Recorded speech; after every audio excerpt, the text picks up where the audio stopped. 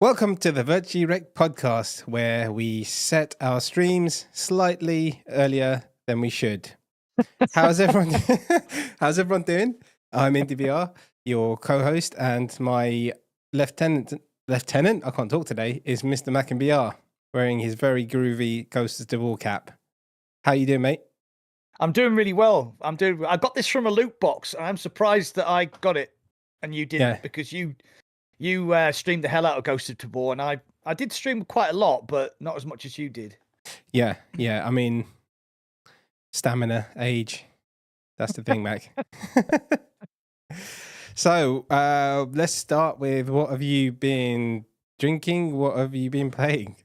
What have I been drinking? Yeah. Right, okay. Binge drinking. Yeah, what are you binge drinking? Yeah. Yeah. Oh, God. I had quite a bit too much over the weekend due to the rugby. So today I'm drinking my finest Robinson's Pop, trying to rehydrate. Okay. What have you been playing? What have I been playing? I've been playing Tin Hearts. Ooh. Which we're going to talk about later. I have been playing Contractors Showdown, which we will be talking about later. Sounds like a pile of crap to me. Go on. That I was involved in a closed beta session for a game from Fast Travel Games, which I'm not allowed to talk about because I'm under NDA. So I played that quite a lot. Apart from that, it's mostly been Contractor Showdown, to be fair. So what are you drinking and what have you been playing? I am drinking the usual, but I have a straw which kind of naturally degrades into the soil, so it's very kind of friendly to the universe. In reference to our conversation earlier about Taylor Swift. Yeah, so that's what I am drinking. Now, playing, I haven't played a whole lot. So we were last on. So I did a couple of podcasts with V Arcade. I played Tin Hearts. Yeah. And Call of Duty. Contractors Showdown. So I streamed just under 30 hours on the weekend, and yesterday I broke my record of the longest stream, which is 10 hours and 20 minutes. And I could have kept going, to be honest, for 12, I'd say. I had to get up in the morning. So we'll talk about that game in a bit. We will. Right, so it's been 3 weeks, I think, since the last podcast. Because I had some bad news last week, so I really wasn't in the mood. So, so quite a lot's happened in the intervening 3 weeks. But I think we should talk about the elephant in the room, and that is Contractors Showdown. Okay. I was involved in the closed beta. I saw the game incrementally. I'm just waiting for Evil Kingus to start commenting in the chat. So I've seen it incrementally get better, and then they did the open beta at the beginning of March, and I begged you to play it because I knew that you'd love it, because obviously we played a lot of, we met playing Population 1, didn't we? Back in 2019? Yeah. 2019, I think it was. 2019, yeah. Mate, it feels like a couple of years ago. It's gone so bloody quick. It has, yeah. So during lockdown, obviously, we didn't have anything to do except play Population 1. Yeah. So I knew that you would love it, and I begged you to play it, and then eventually you found some time. Yeah. And then what happened? I put it on Friday, and I was like, okay. I was meant to do Tin Hearts Part 2, and then Silver Tongue Devil was like, we were just chatting, and I was like, let's just play. I'll play the other game, Tin Hearts, tomorrow. Yeah. And then we ended up playing for quite a while. I can't remember what time we finished, but we played for quite a big chunk of time. We finished at like 3, I think, maybe in the morning. I'm pretty sure. Yeah. And so my first stream was 7 hours, 20 minutes. And then Saturday I streamed it twice for 6 hours, and then another 5 hours, and then Sunday, like I said, it was like 10 hours, and I really do like it. I do. I mean, obviously, I do like it. I played a lot of PUBG back in the day, and I'm just looking for that, like a PUBG-ish kind of fix. I know you guys keep saying it's like Warzone. I've never played Warzone, but I know. So that game is like PUBG, but the Warzone part is where you use your little gadgets and all that kind of stuff, right? The kill streaks and all that kind of thing. Yeah, man, it was really good fun. Really good fun. It's a shame it's gone because I think officially till April we can't play it again. But I'm sure they'll do another play testing thing because they're going to do all the bug fixes now, and then they'll be like, right, we need to test it again. I'm sure they'll do it before it releases. I'm pretty sure you're right. I during my live stream with Tin Hearts today, Classy Baddie did say that she heard somewhere that it was April. And I hope it's as early April and not the end of April. Or but April I agree with you. 2025. I think what they'll do. Yeah. Sorry. So go, mate. Sorry. I think what they'll do is they'll do a short, sharp open beta for maybe 24 hours just to make sure everything's. Because sometimes when you fix things, you break things. Population 1, we're looking at you. Yeah, so I'm hoping there's going to be a short, sharp open beta for maybe 24 hours and then bang. Because the game, to be fair, I mean, apart from the odd crash now and again, it didn't really have many problems. I had a couple of crashes, nothing, out of the ordinary for a game in that state. There is an issue where you can play with anyone in the world, but you can't squad up with people in different regions. Because I was trying to play with Classy and met a couple other people, but I couldn't squad up with them. It just crashed. Oh, right, okay. So they'll fix that. Yeah. Okay, I didn't know that. Right, so let's talk nitty gritty then. What did you like about the game, and what do you think can be improved? Oh, sorry, just need to clarify. You were playing on PC. Yeah, you were playing on the Quest, were you? I initially got access on the Quest and played for about 10 hours. I'm level 10 on the Quest. Right. And I'm level 23 or something on PC. So I've played more than twice as long on the PC. So, yeah. What did I like? The proximity chat. We had some fun with that. Yeah, that's so funny. I mean, more silver tongue devil than me.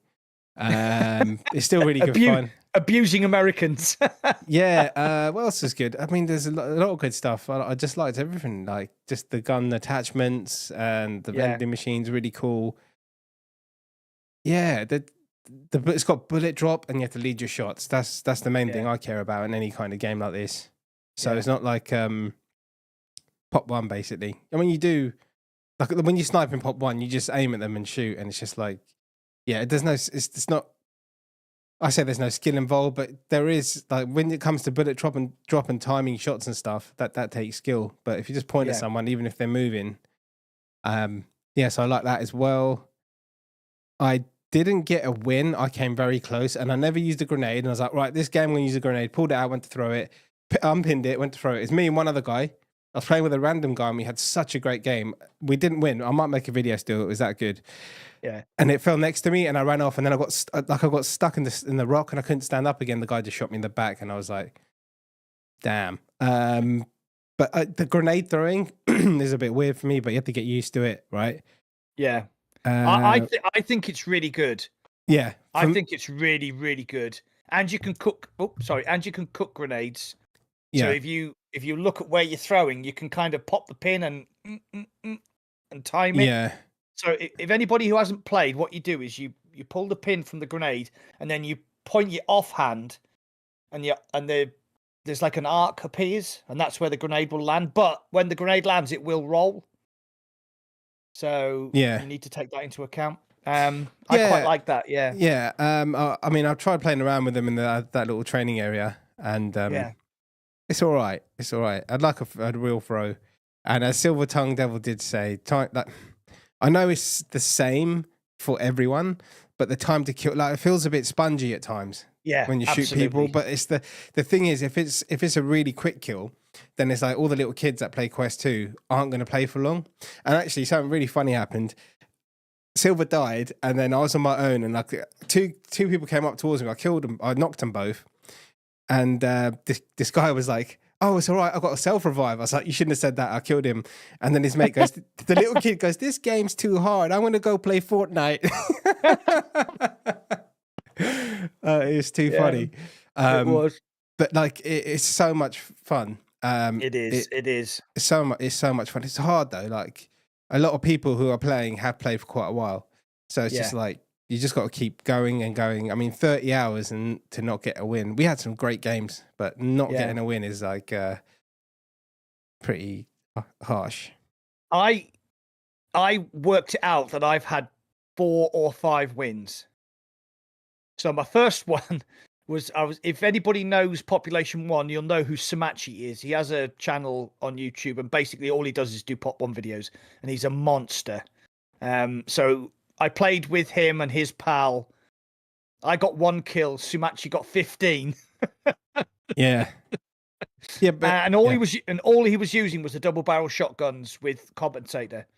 And he was like sniping people from 200 meters away. Yeah, that's ridiculous. One thing they need. If they do anything, is you got to sort out those shotguns. Like, there's no spread at distance. There's hardly any spread. It's crazy.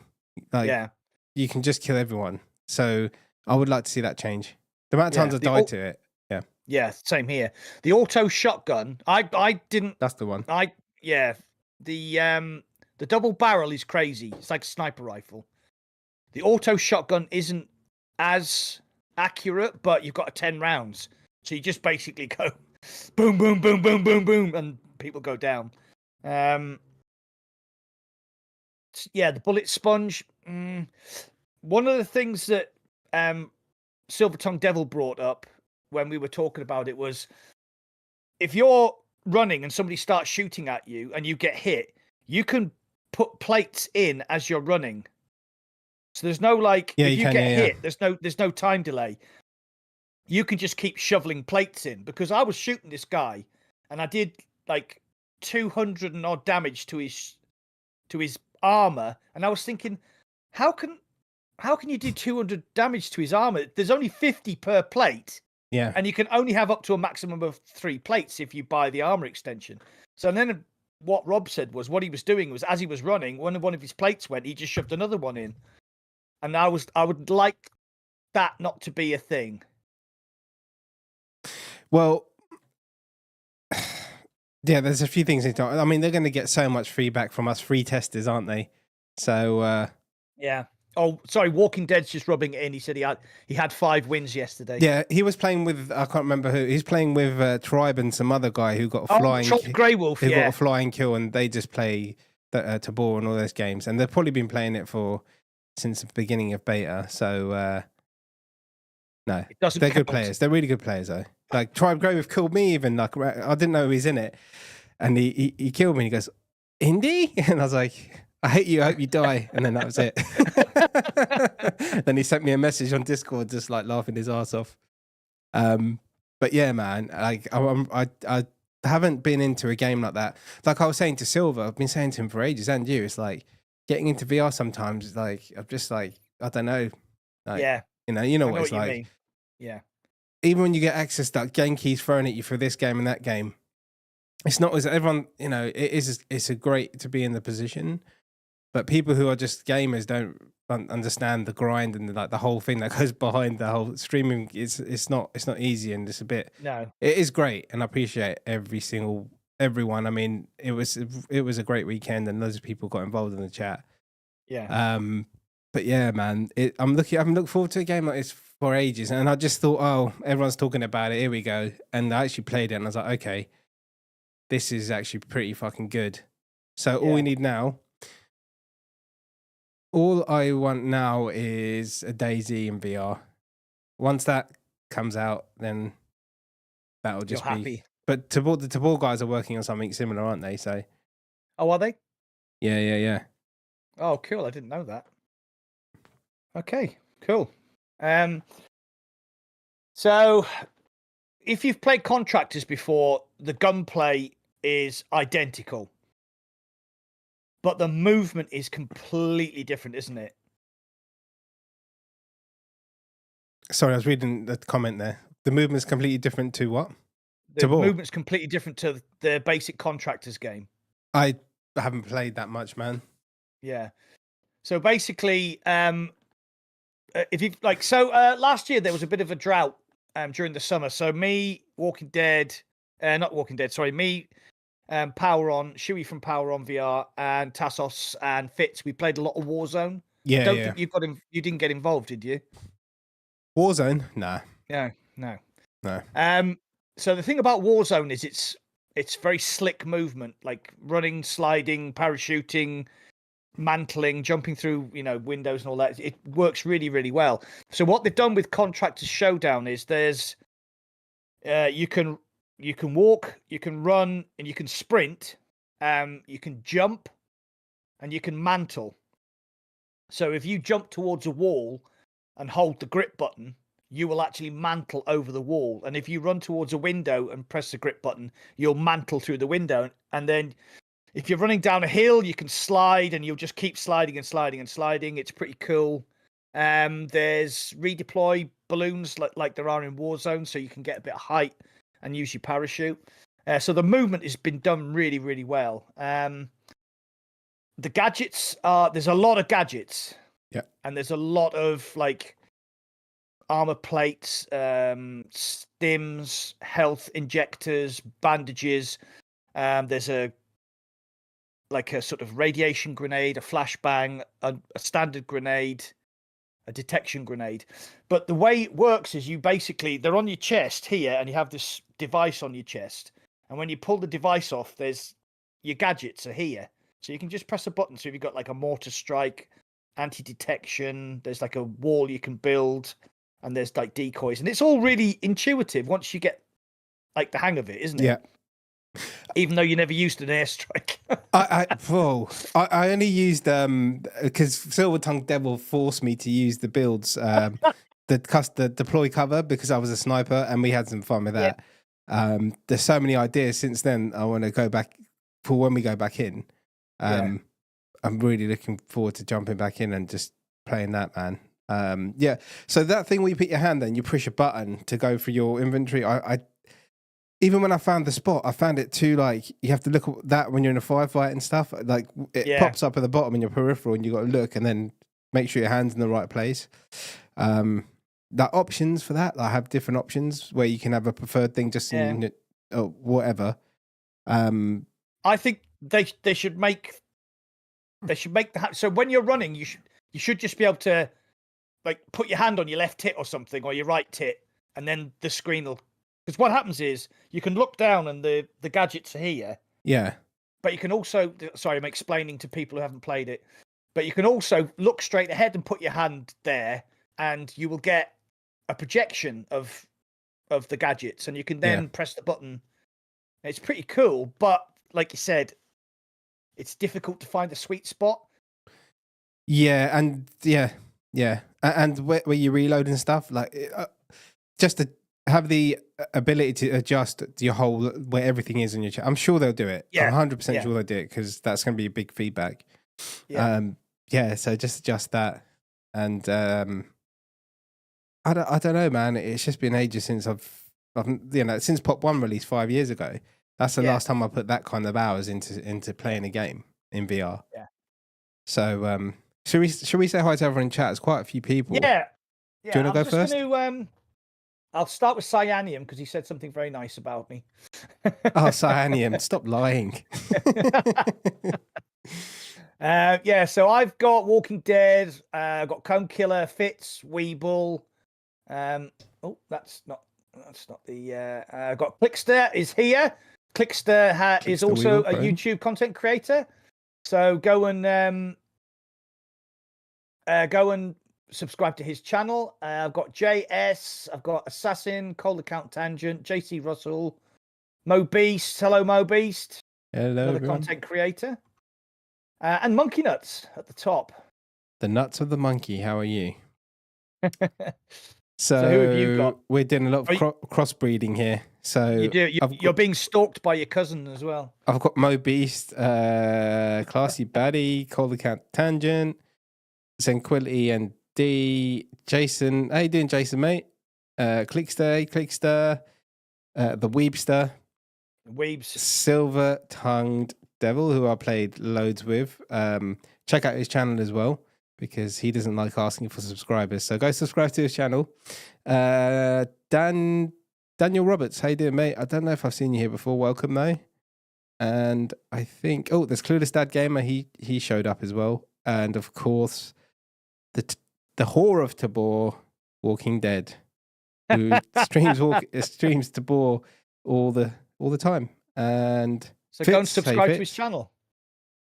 I think that's everyone. Yeah. So cheers everyone for tuning in. So what's your takeaway from the showdown? Right. Okay.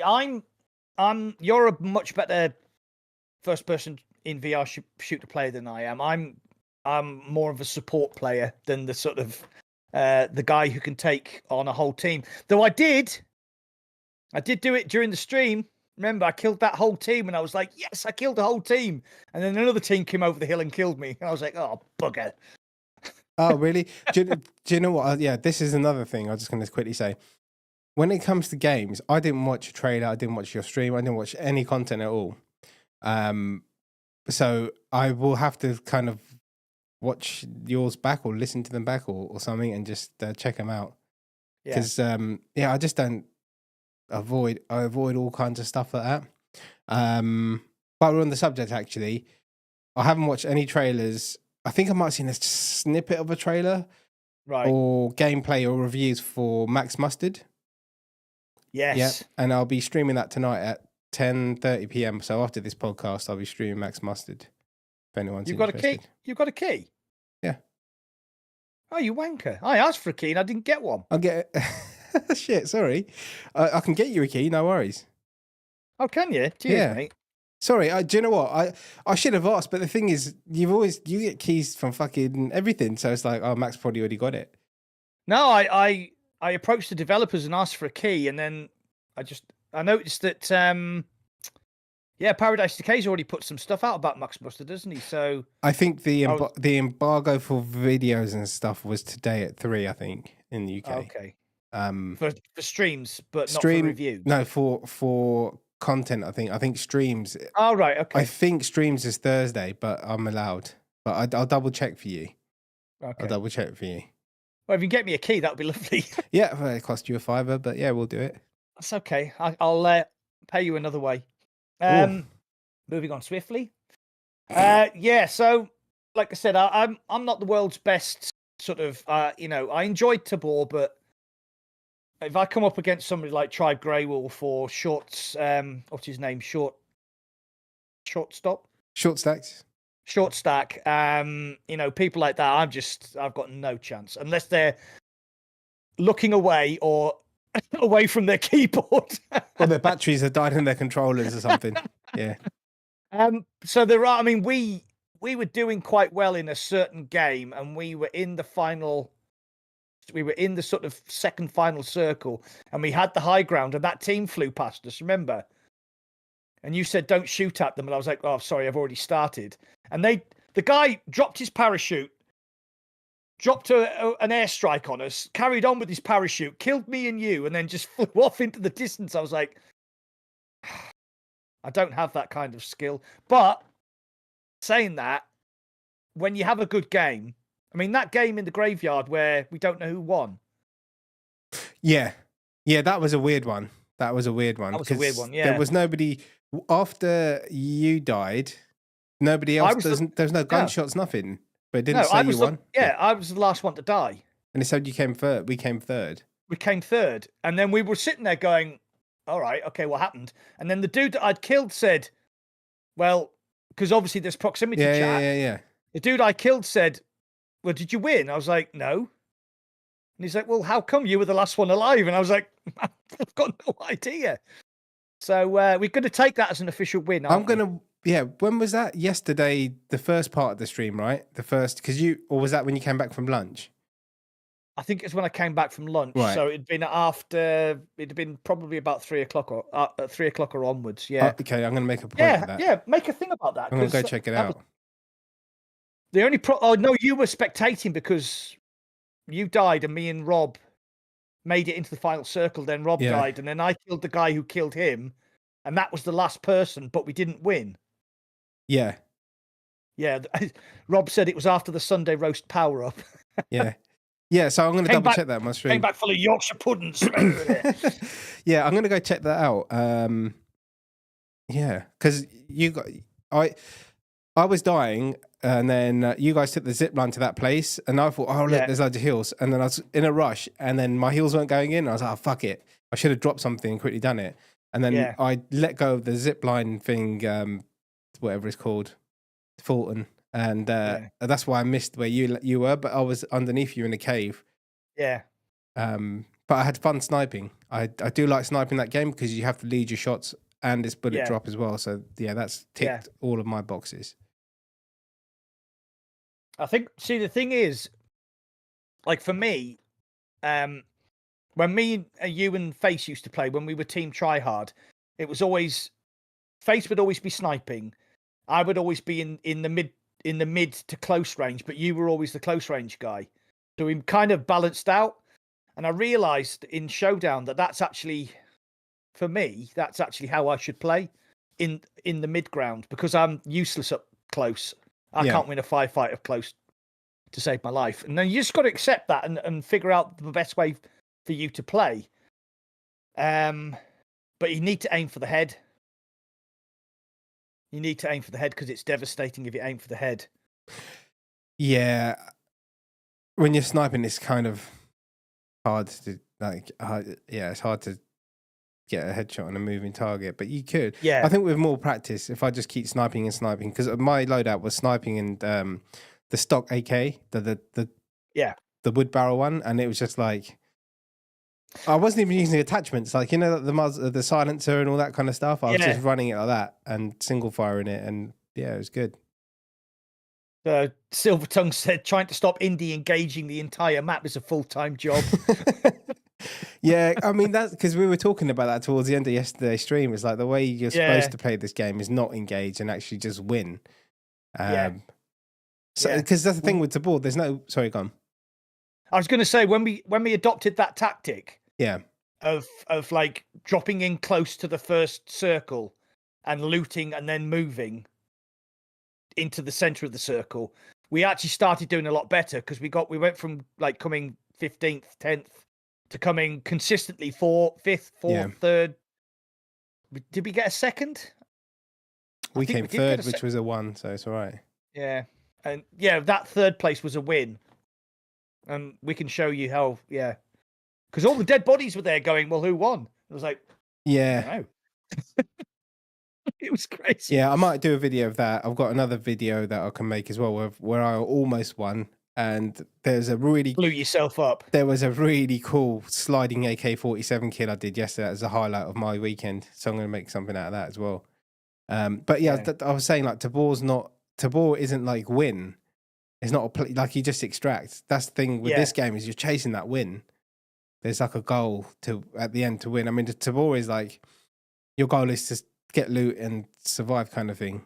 But this is like you need to come first, and that's why when PUBG came out on the Xbox back in whenever it came out, I'm pretty sure when it first came out, I was playing with my friends, and we would just finish work and just play for hours and hours and hours and hours.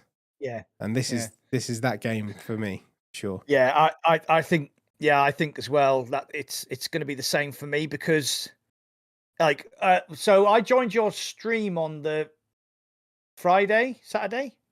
Saturday, yeah. No. Yeah, I joined your Saturday and Sunday. Yeah.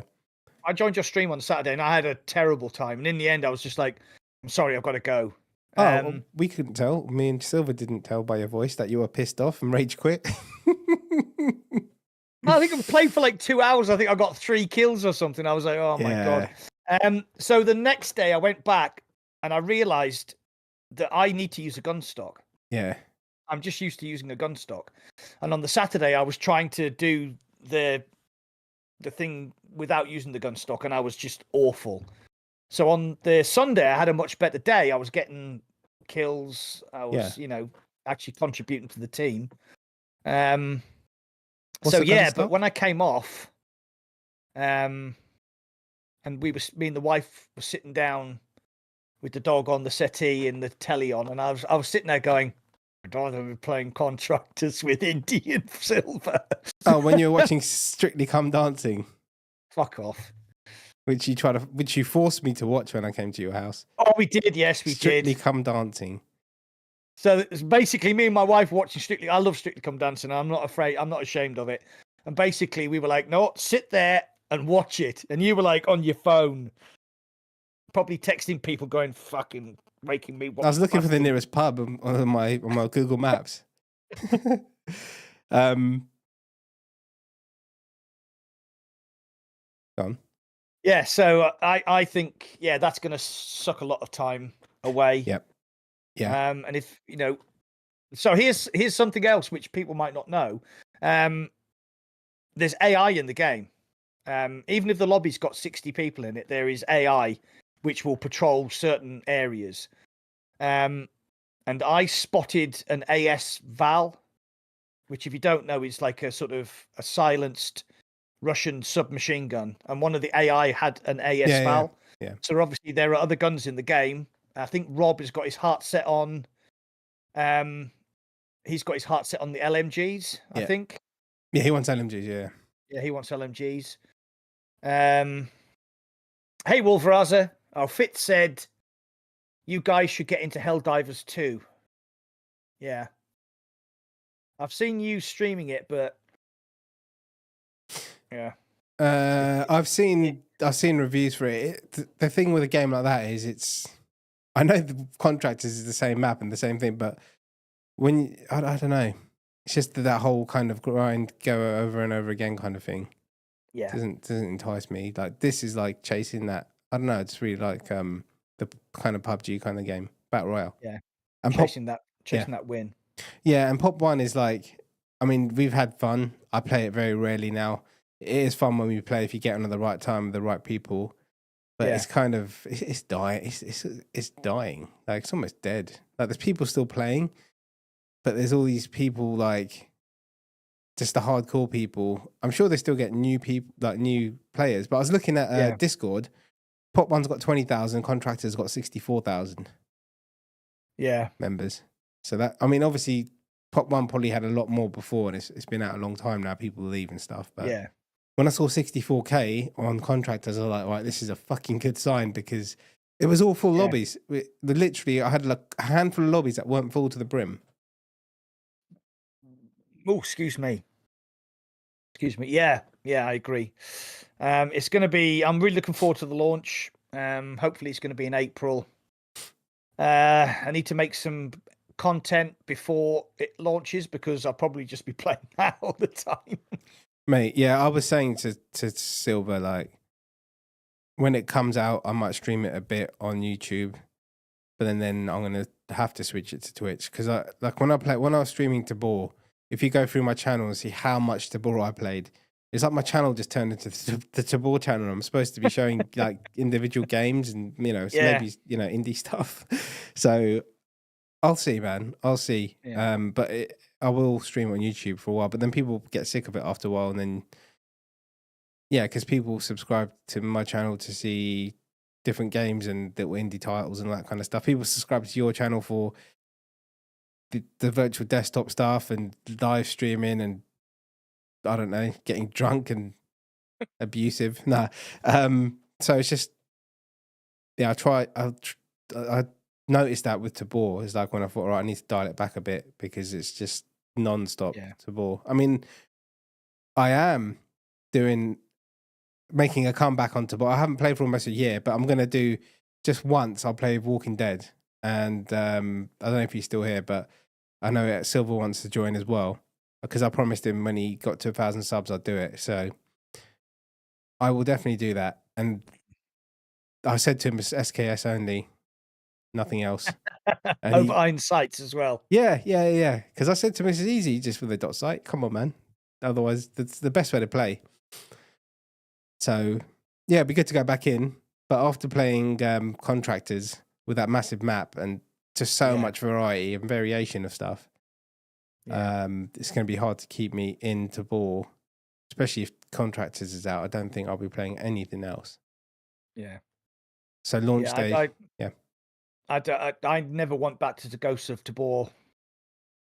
I played a little bit of that new island map, but it hadn't opened up completely. Yeah.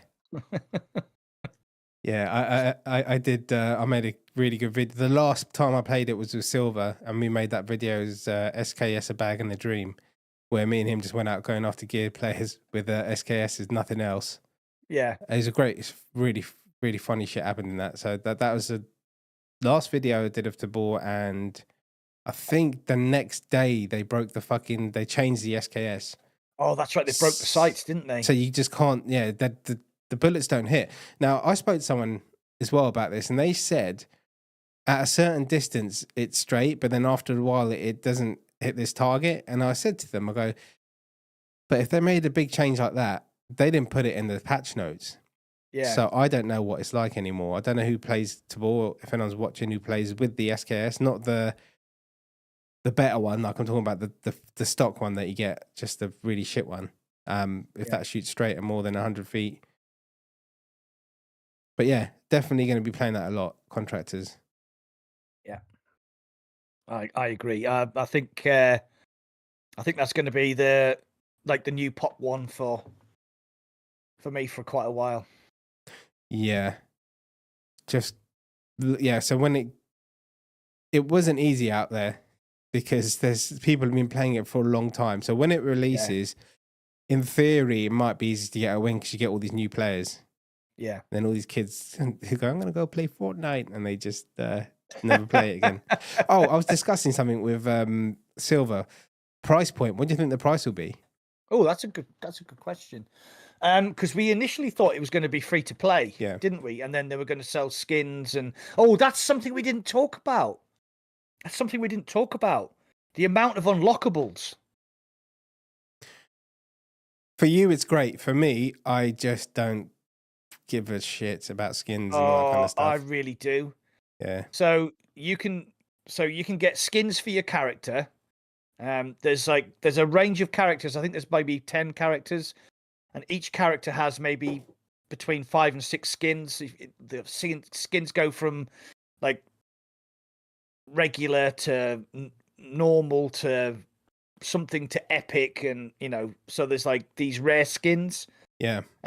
You get spray paints for your gun, you can get skins for your gun, you can get pendants you can hang off your guns, like in Rainbow Six Siege. You've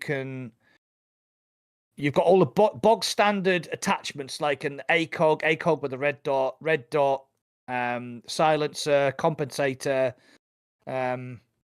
triangle foregrip, and each one of those has its own skin, if you see what I mean. So the standard red dot is just like an open sight, but then there's like EOTechs, and then the ACOGs with the red dots, they have different variations. So there's like loads and loads of stuff to change and make the guns like individual for you. And there's like cards that you can pick up while you're running around, and then they unlock other epic skins or RP, which you can use to unlock the skins. It's just really, it's something I really like. So you can really like individually change the way you look as a player and all your guns and everything like that. I really like that. So yeah. Back to your price point. Sorry. I know, because you're like an OCD collector as well. So I know you're going to love all that stuff. I am a bit of an OCD collector. Yeah, unfortunately. What are you doing? I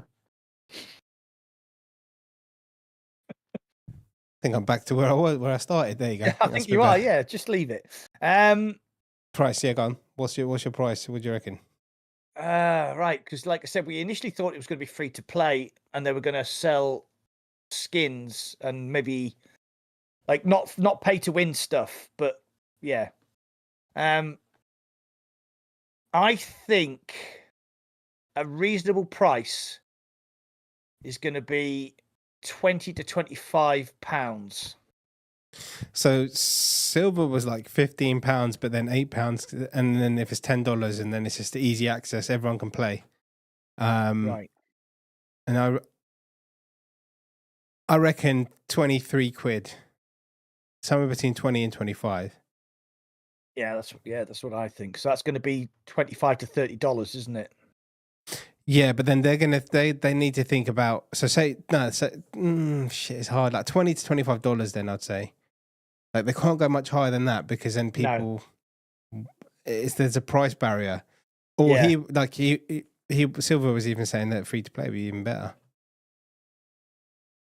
Yeah, but you put that much effort into a game, and then charge people relying on people to buy skins. Charge people for the skins that you love so much. Change it around. Classy Buddy says we need a girl's skin with a shirt and pants that cover her underwear. Have you seen the girl's skin? She kept complaining to me about it. Have you seen the ladies? It's just a thong, woman in a thong, and that's literally it. That's the only female skin. In Contractors? Yeah. No, I haven't seen that. Yeah. I've unlocked both of her skins. One's a diver, not a diva, a diver. I didn't see that other one. Yeah, it's just a woman in underwear, apparently. Why? Is there a man in his underwear? Well, if there was, I would pay 50 quid for it. No, I didn't go through this. Like, I don't do the skins and all that stuff, so I just play with whoever the hell I got, and I didn't really look into it, customization and. Classy, is that the only skin that's available for females? Like, literally? No, there's one female operator, and she has two skins. One is the standard skin, and one is like a scuba diver skin. Yeah. As far as I'm aware. Yeah. Yeah, so there is only one female character. But I mean, there might be more operators in the full retail release. But I agree with you. I think they need to keep the price point down. Something between $15 to $25. And then it's like an impulse buy. Whereas if it's 25 to 30, 35, 40, you're going to go, I won't be that much. Play it much. Yeah. You got to remember. How much? Sorry. So I was just going to say, you've got to remember that their demographic of the Quest 2 players is kids. So they need to get the $15 with their parents. So it might even be $15. $12.99, $15. I think that's fair, and that's accessible for kids. It's like a pocket money kind of, purchase. And judging by the people on the Discord and how many people are playing the free beta, I think they at that price point, they're not going to struggle to get players. Yeah. Yeah. Yeah, I mean, I think as long as they reset, like, I hope they reset people's progress. They're not going to keep it how it is, because all the sweats will have all their people been playing since day one. Yeah, they'll change it all. They'll reset it all. Yeah, they have to, don't they? Yeah. But yeah. Anything else you'd like to add about Showdown before we move on? Because we've been talking about it for a very long time. Very good, though. No, I'm really looking forward to it. And $15 to $20, Yep. Absolutely Slow fine. codes. Yep. Come. I think as soon as the game opens, there'll be a load of new players, and all the sweats will be getting wins galore. Maybe we'll get one as well. Yeah, Slow Coach wants seasons. Slow Coach said he wants seasons. Silver Tongue said like a free map or a cheap map just to get everyone started, and then you pay extra for the other maps as well. Yeah, but then you're putting the maps behind a paywall. Yeah. So Population 1 did that. Did they do that? Did they do a season pass? They I remember. Did, but not for maps. It was just for their stupid cosmetic-y crap. I think as soon as so I used to be massively into Battlefield. And there was a season pass. And then what happened was, as the season pass came out and you got all the new maps, yeah, the player base would shrink. because you'd have the people who were playing the base game, and then they wouldn't pay for the season pass, so they wouldn't play the new maps. And then there'd be another season pass, and there'll be a load of new maps. And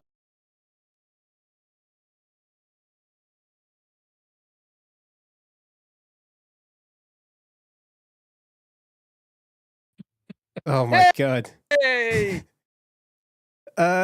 Slight error there. There you go. We're back. press the wrong button.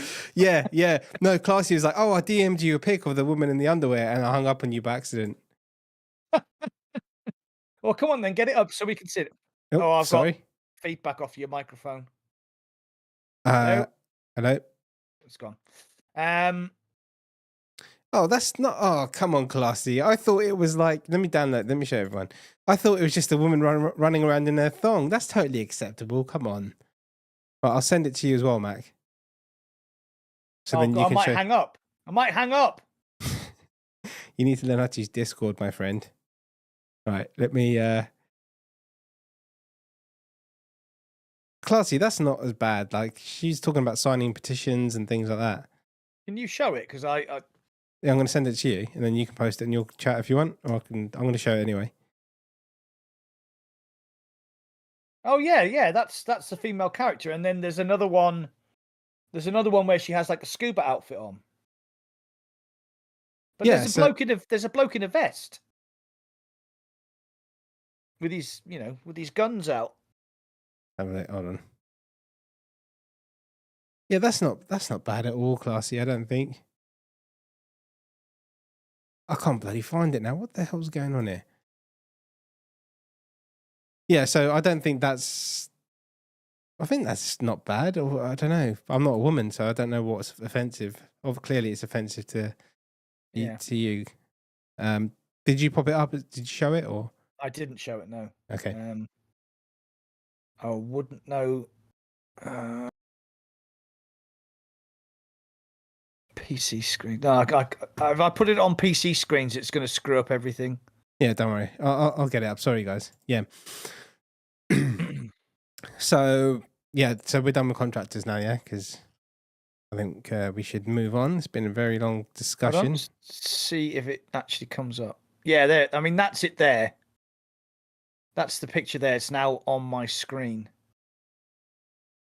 Yeah. It's really weird. I'm actually a bit freaked out by her little tiny head and her freakishly big hands. I can't see past them. Right, okay. So we'll move on.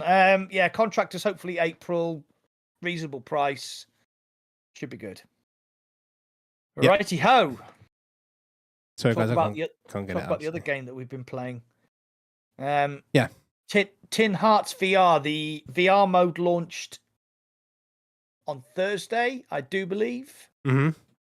And I've done 3 live streams now, and I'm just started Act 4. So try not to give spoilers, I guess. I won't give spoilers away. So I played this game. I streamed it in 2022, in October, I believe it was. Right. But I got it way before that year because they did the prologue as a purchase when you buy it, like a VR prologue. Then they took it off the store for ages and they said, right, we're going to work on the game. But I've been talking to the devs for ages, like way before. And they just did a stealth drop. They just didn't say shit. They just said, here it is, it's out. I think they could have marketed it a lot better. They didn't. Yeah. They should have marketed it better because that game is, for me, it's not for everyone. For me, it's such a good game. It's so like beautifully crafted, and the way it looks, and like the puzzles, and they get more difficult, and there's more mechanics at every level you get into. It's got a cool little story with like holograms that show the story from like the past or whenever. So I experienced the game before. So this is your first time playing it. What were your initial impressions? Because I've already played it, and when I did my stream, it was like I just started playing, and I was like, "Oh, hold on, I need to show people like the world and things like that." So, yeah. What were your thoughts? Did you play it on PC? Yeah. Okay. Did you stream it on PC? Like the last stream you did, was it on PC? Only played on PC, yeah. Okay, I've played it on PSVR too. Oh, yeah. Okay, so the first thing I'm going to say is it has reprojection, which I was very surprised about. But this isn't a game. It isn't a fast-moving game, so you're very, very rarely going to see the reprojection. It's beautiful, absolutely beautiful, and the little tin soldiers are so cute. They're just adorable. So basically, it's kind of like it's like Lemmings, or more recently there was Humanity. Yeah. So the puzzles are: open the box, the little soldiers come out, and they start walking. And initially you can't stop them, so you have to think, "Oh shit, I need to get them there via various little puzzles and little balloon things that can like fly you across gaps, and there's like drums that you can drop onto that bounce you up, and it's all really cool. And then what it does is it introduces more and more elements. Like there's like later on there's like fans that can blow the balloons. There's like one of the little soldiers gets captured, and you can then like maneuver him individually, so he can like go and solve puzzles. So if you need to move something down so that the soldiers can get across, he can go and do that. But then you've got to think about the other soldiers that are left. You've got to get them into a place where they can't get away, and they'll just go back and forward while you're off solving puzzles. The story's really sweet. I won't give away any of the story, but yeah, it's really sweet. It's about a toy maker and his daughter and his wife, and he's in this big mansion, and every single room is like a puzzle room. And it's really sweet, but I tell you what, it's fucking tough. There's a few points in my streams where I've just gone, I'm stumped. Yeah. I'm actually stumped. But saying that, in one puzzle, something broke, and I had to reload the level, and I was playing for about 20 minutes before I realized that the level was broke. And there are a few cheap shots. Right. There's one puzzle where it's not immediately. You work out how to get where you need to be, but when you get there, it isn't immediately obvious what you need to do. Until I accidentally walked up to something and an icon came up, and I was like, "Oh, you're fucking kidding me!" Yeah. And sometimes I think that's a bit cheap. Did you play with tips? Go on. Sorry, I didn't hear what you said. Sorry. Did you play with hints on? Because there's hints you can use as well. No, I didn't play with the hints on. Yeah, you can select 3 hints per level or something like that. Oh, okay. Yeah. I didn't know that. No, I didn't know that. It's in the menu, like when you're playing. Yeah. Fucking indie. Plus, he's going to fly over here and stick something up your ass. That's what I'm hoping for. Yeah, so it's absolutely beautiful. I'll probably live stream the the Act 4 tomorrow, and I think that'll be it. I think it's depending on how good you are with the puzzles. It's going to be a good 8 to 10 hours. Such a someone. It's going to be a good 8 to 10 hours. Yeah, I love it. It's sweet. It's rock hard, and I just love it. Yeah. It's 8 to 10 hours. I think there's like 60 stages or 60 puzzles or something. Oh, is there? I might not be as far through as I think then. Yeah, there's, I believe, because it's a full flat screen game. Yeah. So there is about 60. I'll check my description. I think it was 60. Yeah, I mean, you can have a quick look. Oh, Gamertag's in the chat. Hello, Gamertag. Hey, how you doing, mate? Gamertag, how you doing, man? I'll have a look. What am I looking for? Nope. 40 plus levels. 40. Yep. Yeah. Okay. Yeah, that's about right, because I've just started Act 4, and I think I'm on level 29 or 30. So that would be about right. Yeah. Yeah. It's really good. I loved it. So, do you want to talk anything more about Tin Hearts? Just that just waiting for it for ages, and then because I played it back a few years back, and then they stealth dropped it, which is a bit. Yeah, I just think they could have done a bit of marketing there beforehand. Yeah, it's I had the key, and they said, "Oh, it's releasing in 2 days' time." Yeah, it'd be nice if you could stream it. And I was like, well, "You haven't told anybody." I didn't. Yeah. No, and I've been talking to the devs, and they hadn't told me when it was going to drop, and I was like, you know. Anyway, right. If he's still watching, you're right. I just think it's really good. It depends if you like that kind of game. I really enjoyed it. It's got real like charm to it, and the world is really nicely made. For you, what are the visuals like though? Like, sorry, I'm just messaging Clickster. Yeah, it's beautiful. Really, really nice looking game.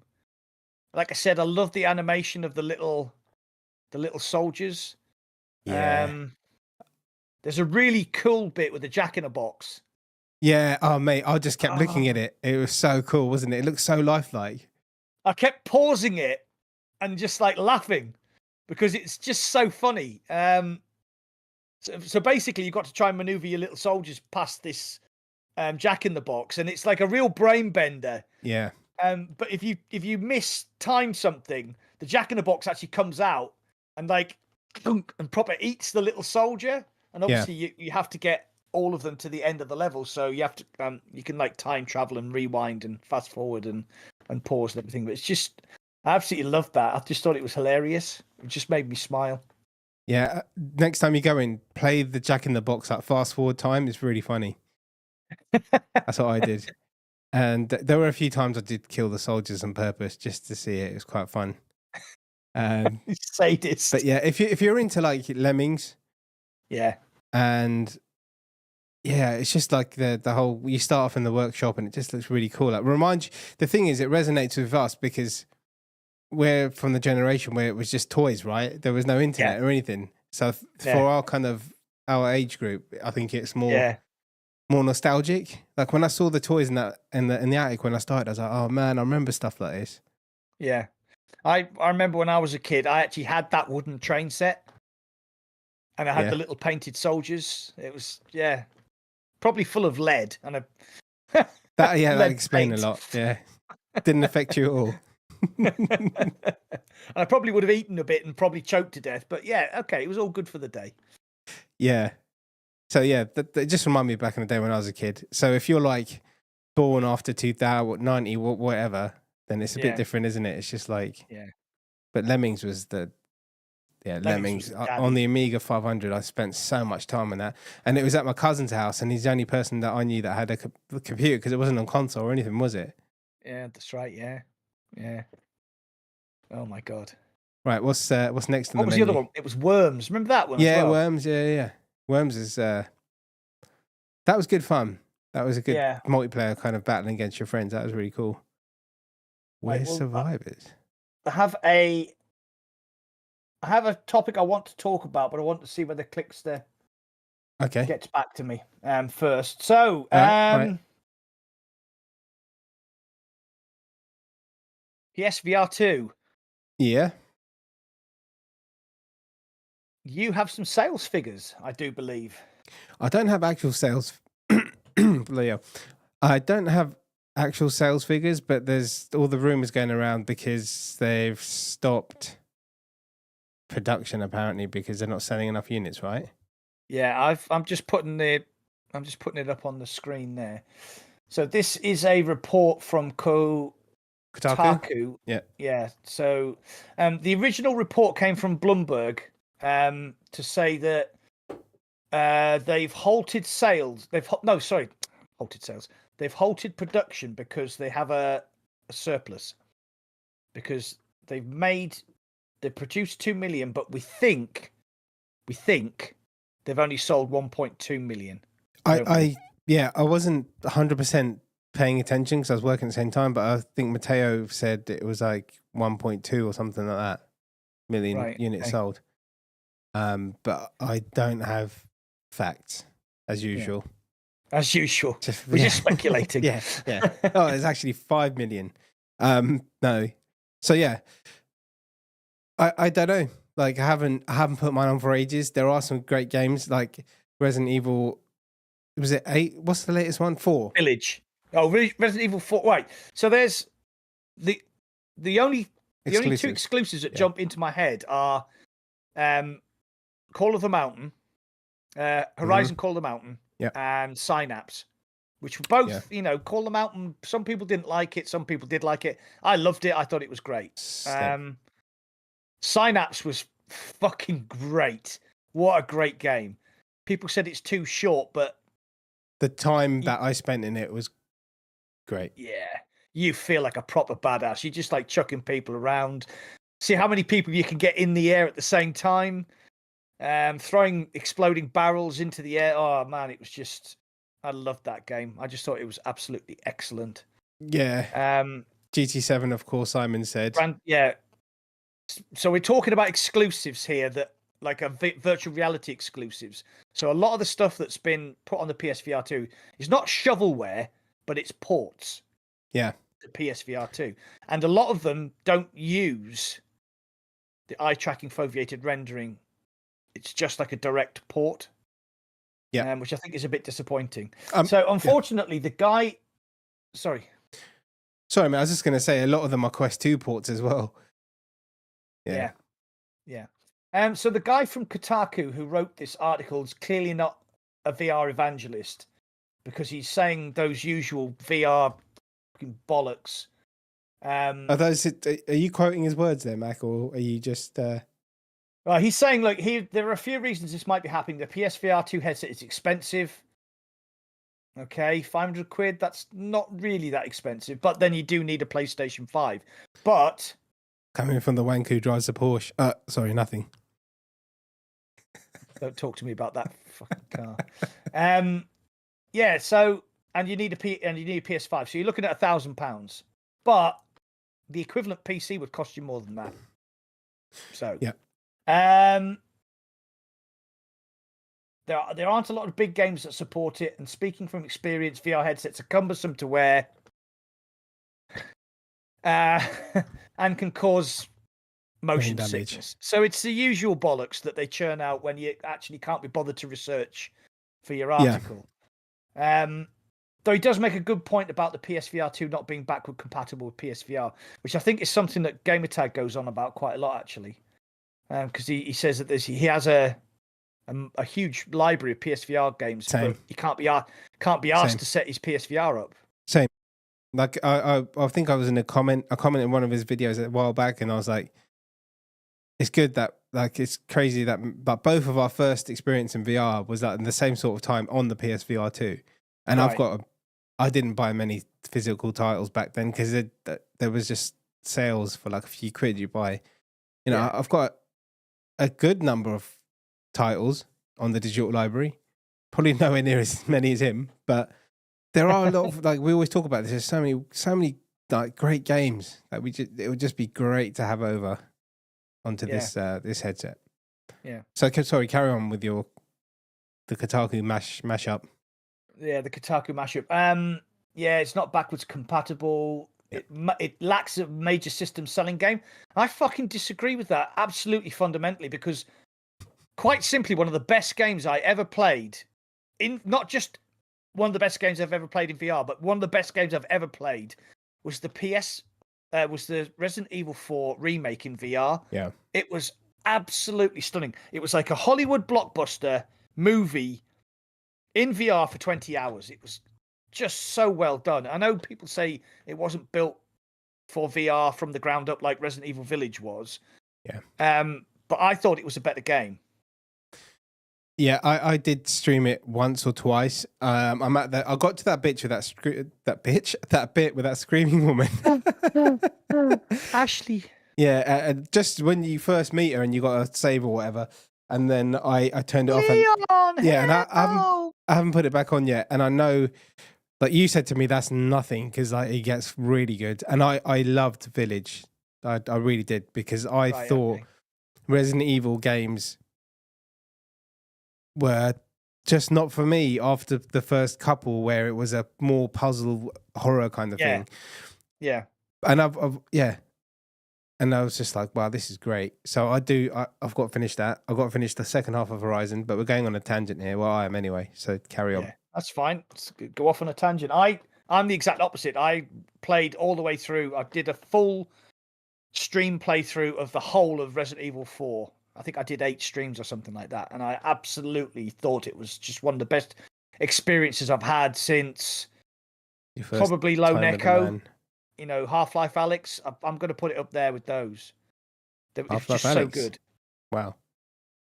Yeah, it's like for action. Yeah. You know, it's just it wasn't perfect. You know, the switching to third person to melee and stuff like that, and like there's a few little bit of jank, but like for just pure action in VR, it was just unbelievable. Like fighting Il Gigante in the quarry. Yeah, that's early game, right? Yeah. And so then, there's no spoilers. That's good. The giant crocodile thing in the lake, that was amazing. I thought that was weird. That was so awkward, like the way you had to pick up the things and throw them. Like, that's early game, right? When you cross the lake. Yeah. I just thought it was weird. It was cool in VR, but the mechanics of it were just weird. You know what I mean? Yeah. I really need to get... There's so many games, though, man. There's so many games I need to finish. Joys of being a content creator. Yeah. I do need to finish it. The thing is, it's just like, is it worth streaming? I'll probably get a handful of people, but it's been out for ages. But I need to finish that. That's definitely at the top of my list. Yeah, but I'm the exact opposite. I need to go back and play Village because I got into the Castle Dimitrescu and actually managed the bit where you get thrown in front of her. And she's impressive in VR. Her boobies. She is impressive. Her boobies? Yeah, you could stick your head between them. You wouldn't be able to hear your stereo. Wow. What about hers? Her, those with the thong that Classy Baddie sent us. What? Great big vampire minge. Oh. Right, I've got a little discussion going on about... Right, so Assassin has asked if it requires a PS5, a gaming computer, and a PSVR headset. I can't see any increased sales. I think... and I can actually... Yeah, I don't think it's going to require a PS5. Sorry. Yeah, the direct quote is they're going to enable PC VR to play certain games in VR on the PSVR 2. So what that says to me is that you're going to plug your PSVR 2 directly into your PC via the USB-C port. Yeah. Because if you have to plug it into your PlayStation 5 and then do some sort of weird streaming thing, that's going to cause problems. I don't know. I think it's just going to be plugged into your PC. It'd be really silly to say, but you need a PS4 or PS5, whatever 5, sorry. Yeah. I think it's just going to be straight into the PC and everything's done in your computer. It's like a program that runs, not maybe through Steam, like a PlayStation app, Yeah. Or what they'll do is they will speak to developers and have them optimize games for PSVR 2 once they've figured out how to link. Because Lady D is well stacked. Hey Dips, how you doing, mate? Carry on. Assassin said, I've heard rumors both ways. If it can attach directly to PC, I imagine it will sell very well. I mean, it's if it can attach straight directly to your PC, that will be the only headset on sale for £500 that's got OLED panels, eye tracking and foveated rendering, and headset haptics. The cheapest one. Guy, I think you meant to say Godin. Yeah, Guy Godin to the rescue. Guy Goodwin. Guy Goodwin. Yeah, but then you got to think about. I mean, I don't know how hard it is to do it, but the head haptics, I guess. If it's got like a first-person shooter, say Half-Life Alyx, you get shot in the head or whatever. And then the foveated rendering as well will just make you be able to play games in a lot better than what you would do with a normal headset. Yeah, because like the whole visually. idea of foveated rendering Yeah. is that it only renders the bit that you're looking at using the eye tracking. So that's going to remove a load from your PC, which means you get better quality visuals. Now, the really weird thing is when the PSVR 2 came out, I watched a Linux, what's his name? Linus Tech Tips video about the PSVR 2. And the guys, he had the headset on and he was like, can you see where I'm looking on the telly? Because they had like a big monitor. Yeah, I saw that. Yeah. Yeah, the guys could actually tell where he was looking because He was. the rendering was really good. Yeah. So yeah, I mean that's excellent. I mean, if you look at Gran Turismo 7 on PSVR 2, it looks incredible. Another game I need to play. It's absolutely beautiful. I mean, if you're like, I'm a sim racer. I like GT7, but it's more of a car collecting game than it is a racing game. But saying that, it just looks beautiful and it sounds amazing. So imagine playing Automobilista 2 on OLED panels with those beautiful dark colors, beautiful blacks, and foveated rendering and eye tracking. It should look amazing.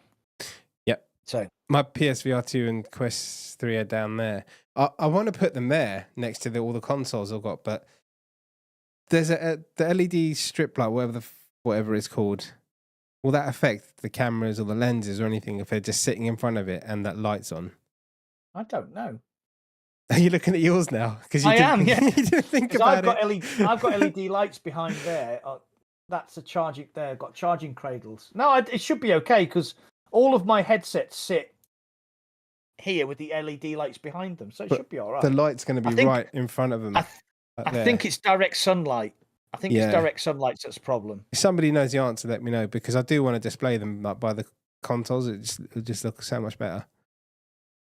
Actually, Assassin's just made a good point there. Yeah, PSVR 2 would be incredible for sim racing. It'd also be good for flight sims and like for Elite Dangerous or No Man's Sky. But then you can play No Man's Sky on PSVR 2. So that's another PSVR 2 title I haven't played since the update of the graphics and stuff. Oh, that's a slippery slope because that is a time sink. Yeah. Assassin said Indie is turning into quite the RGB wanker. yeah. I mean, you can't see my sound mixes all lit up RGB. I've got all the Nintendo, Sega, all that stuff up there. That's a Pac-Man there. You just see his mouth open. But I think that's it for me for RGB wise. But I do want to put my headsets there. That's what I want to do. I was just worried about the strip lights, basically. Right. No, I think they should be okay. Right, you have to fill for a second. You can talk about anything you want. Old man needs to go to the toilet. Let's talk about Mac's lack of control of his bladder. His bladder. I've just drank a litre of water. Oh, is that water you're drinking? You're not drinking wine? No. I had too much at the weekend, and I just need a day off. Oh, I thought. Do you know what I was typing and like when you said what you're drinking, I thought that was like red wine or something. No, it's Robinson's. Wow. Actually, it's not Robinson's. It's Aldi's cheap knockoff. Right, okay. Let me shoelace up. I shall be back in a minute. Okay. So, who has played Contractors then? Let us know in the chat. If any of you guys have played Contractors, if you're going to play it when it comes out. And what about Tin Hearts? Have you guys played Tin Hearts? Are you going to give it a go? Is it for you? If you're interested in Max Mustard, I'll be streaming it in an hour and 45 minutes. Hour and 45 minutes from now if you want to check it out. Haven't played it. It's just going to be like a straight up blind play. Not really watch the trailer or gameplay or review. So that'd be pretty cool. That's in the Quest 2. I believe it's coming out in the Quest 2 first. And it's coming out on Steam later. I'm pretty sure that on PSVR 2. I'll double check that for you. Fitz, you played a lot? Yeah, Showdown. Yeah, I thought you would have played it. I had a crazy weekend on that. Next, Indie's going to be wearing gold chains and Axe body spray. What's wrong with gold chains and Axe body spray, man? I used to rock that all the time. Stip Singh, I did, albeit briefly, Contractors. How long do you play for, Dips, man? You need to play for at least 30 hours before you get a win. Slow Coach had entry to the beta for Contractors, but didn't get around to trying it, watched everyone else. Yeah, it is worth trying. If they do another one, anyone who hasn't played it needs to get in there, because then at least you can decide whether or not it's your kind of game when it does come out. Classy Valley, just bought Contractors because I like Showdown. Are they similar? Which is better? You're better off asking Mac that question. Right, okay. So Showdown is a battle royale, and Contractors is a straight up PvP. I think there is some there's a zombie mode as well, isn't there? There's a PvE. There is, right? Okay. Yeah, there is. I'm asking him a question he doesn't know. Right, so there is a PvE zombie mode. There is a PvP mode, and there are a ton of mods for it. Yeah, it's just a really good game. Showdown's going to be different. I don't think there will be mods for Showdown, because I think that could break the game. It's going to be very tightly controlled. So Showdown is more like Pop 1, and Contractors is more like Pavlov, Onward, those kind of games. Yeah. So, yeah, looking forward to it. Yeah, so sorry. Oh, no, I was just reading the Assassin said he played Contractors, got killed twice, then he just listened to me stream for 5 hours while he played Power Simulator. Yeah, he was in there. I remember you in there yesterday. Power Simulator is one of those games that should be given to people with heart problems, because it just lowers your heart rate to nothing, because it's just so relaxing. Yeah, I've never played it. I'm sure it's relaxing, I guess. What about should we talk about Pika 4? Pika 4S? All right, has Clickster replied? Let's have a quick. I can't see. Oh, okay. We can skip that for now. He hasn't replied. Okay. All right, let's talk about your favorite game of the month, Pirate Queen. How was that for you? Oh God, I feel so bad about this. So in 2022, me and Shuey ran into a couple of devs who'd made this award-winning demonstration about Mrs. Mercedes-Benz, or Mrs. Benz, I think it was. And it was like a short interactive demo in VR, and it was good. You know, it was really good. It was interesting. It was insightful. One of the girls was called Shiv, and when I said Shiv as in prison knife, she said, "Yeah." Okay. So they were really nice people, and they were talking about Pirate Queen, which I think it's won some awards for best interactive sort of storytelling. Right. We were supposed to meet at EGX last year, but for some reason we missed each other, or they didn't go. Yep. So I got a key for Pirate Queen. I was quite excited. It's the Pirate Queen herself is voiced by Lucy Liu from Charlie's Angels and all those sort of stuff, and it's just bad. I'm really sorry. It's like they're sort of sorry. The story's okay. The story was interesting. So basically, what it is like an escape room. You move from place to place. You go into a room, and then you have to figure out how to get out of that room. And it's just not very well done. There's like you can only teleport. You can't free move. There's snap turn. One of the first rooms I went into, the puzzle was broken. And I was in the room going, well, I know what I'm supposed to do, but I can't figure out how to do it. And I was there for ages. And in the end, I just thought, I've had enough. I packed in, I went back, restarted the level. And the thing that was supposed to happen actually happened this time. And I was like, well, why didn't that happen the first time? And that really bugs the life out of me, because I'd wasted an hour trying to figure out how to do this puzzle. Then that's fine. When it worked, it worked. But then there's this moving sections where you have to cross planks, and there's swinging bags. But you can only teleport so far. You can't like wait for the bag to swing past and then teleport past the bag. You have to teleport twice to get past the bag.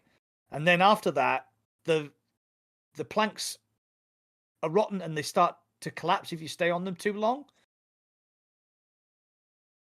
And I stuck with it, and I stuck with it, and I stuck with it. And then I got to the pirate boat of some other pirate, and I just lost the will to live. Yeah. Sorry. Yeah. It did look cool. What was your experience? They gave me a key. I didn't play. I think based off what you said. Yeah. Yeah. Yeah. I mean, I was going to live stream it. I was going to make a live stream. I was going to do a review. I played it. I thought, can't do that. Yeah. So that kind of screwed up my week. Yeah, I mean, it is what it is then. I mean, it's not for everyone. Some people like it. I probably would have enjoyed it more if I'd had free locomotion. Yeah. But the fact that you have teleport locomotion, it's just... One of the things I really did like was to forward the story, you like pull these scrolls across, and then there's this beautiful sort of Japanese animation telling the story with the narrator. It's Lucy Liu narrating. Mm-hmm. And that was amazing. That was beautiful. I really enjoyed that part. But just everything else, just sorry. Yeah. Okay, let's talk about what's coming out on the Quest 2/3. We have Max Mustard. Yep. Which you are going to play. Paradise Decay's done a review and he thinks it's the best thing since sliced bread. Mm-hmm. Yeah, so I'm quite excited to play it. I'm really excited to play that. Remind me tomorrow. Just drop me a message and I'll get you a key. Or even when we get off the podcast, I'll message him. Okay. Thank you. Because, yeah, I mean, I just automatically, like when I get access to a game, I automatically think you've got access to it because I've got access to it. Because like there's a pecking order with like how many subscribers you got. That's what I thought anyway. Yeah. What was I going to say there? Oh yeah. We're nearly at 17.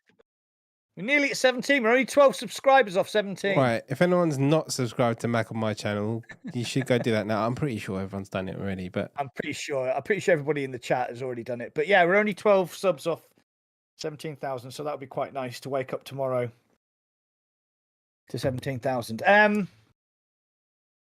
Yeah, I've heard nothing but good things for Max Mustard. I'm really excited about it. And I think, from what I've heard, it is old school. It's an old school platform, yes. I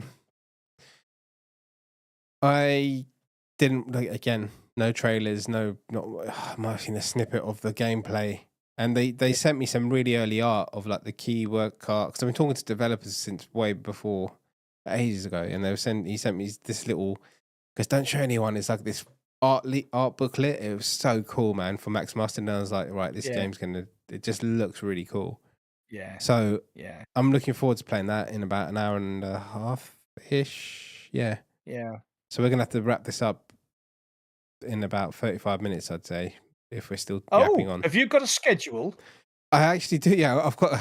I really want to just jump in and play. But we can, listen, I was late for this stream, so I can always push the other one later. It's all right, you know. What time you got to get up for work in the morning?